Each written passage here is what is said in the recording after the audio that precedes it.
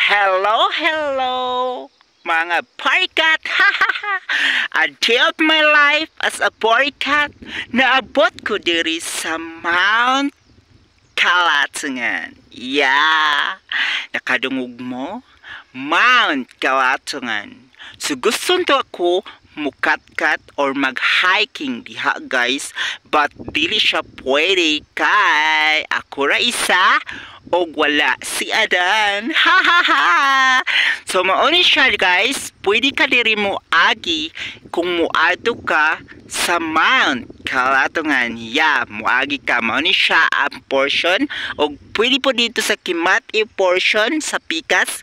Kay kini mangod guys is naalihan siya na ay mga sapa-sapa, so mga pangpang, mga dalama. So na siya area gid siya nga pwede ka dito moagi. Yes, pwede ka dito moagi. So pwede pod ka dito sa kanang Sagayon portion, Sagayon falls dito nga Pikas na siya. So dito ka moagi sa Awang, sa Dagsaan. Yes, dito. So this portion is mao ni siya ang Imbatog portion. So dito pwede pod ka dito sa San Abel portion muagi if moadto ka sa Mount Kalatukan. Pwede pod sa luyuan nga bukid or buntod, pwede po diha guys sa unsa ni siya nga lungsod sa Pangantukan, Valencia, Maramag, and Nantapan, yeah. Nantapan, Kibangay. So, pwede dito. Pwede po dito sa Kaulayanan. Kaulayanan. Dito sa Pikas. Yes, Pikas.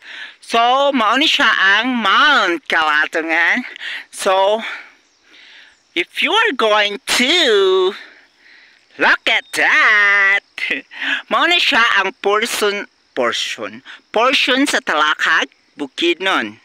Kung kadto siya dito is mao na siya ang Tinaytayan, San Miguel, Imbatog, Lapok, Mirayon, Lirungan, and kadto siya is mao na siya ang Sanggaya, Baylanan. So mao na siya pinakalayo.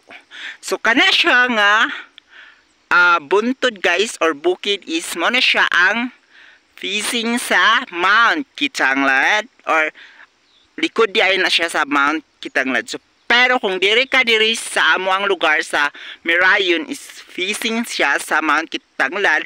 Pero kung dito ka sa Impasubong Bukidnon or Impasubong, mao na siya ang facing nila good mo ginang entrance nila sa Mount Kitanglad. Yes, look at that.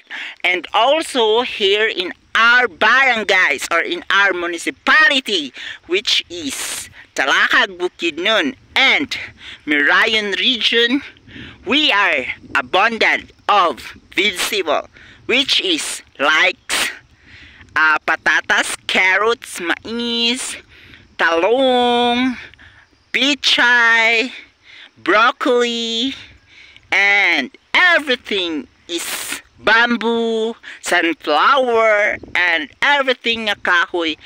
Look at that. A boricat is very laaghan naabot diri sa so mga kadaruhan na siya guys. Adan nasa ka naman. Yes, mao na siya. So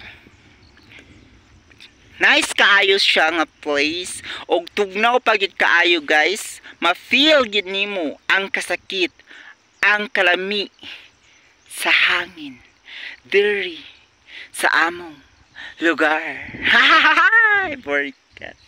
So thank you so much and everything. So mao na siya ang sana what's that? Awang and Dagsaan. Si Adan akong kipangita.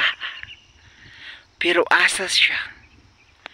Asa ang Adan sa akong kinabuhi, sa akong kasing-kasing. Og naa dito ang akong mama diha dapit nagtanom, transfer sila og garage. Muli na ko guys kay murag hadlok na ko kay ako ra isa diri guys. Murag gutom na pud kaayo kay wala ko na mahaw. Actually gikan ko nag-hike ganina mga 5 AM. So niabot ko dito sa balay mga 6 kapin, 6:30 nakabalik. So I decided to go to or going here in Mount Kalatangan. Yes, look at that. Mauli na ko. Thank you kaayo sa time. Thank you kaayo sa panahon.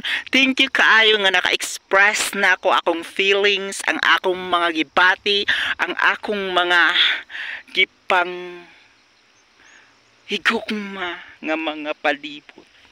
Salamat kaayo nga nakaabot ko diri nga lugar.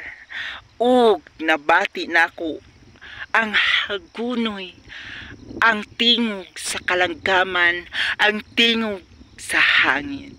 Oh yeah, Borikat. Thank you so much og ayaw kalimot sa pag-share, pag-follow, pag-subscribe sa akong YouTube channel. Mga kahigalaan, mga tao ngan duol sa akong kasing-kasing. Salamat ug hangtod sa sunod higayon.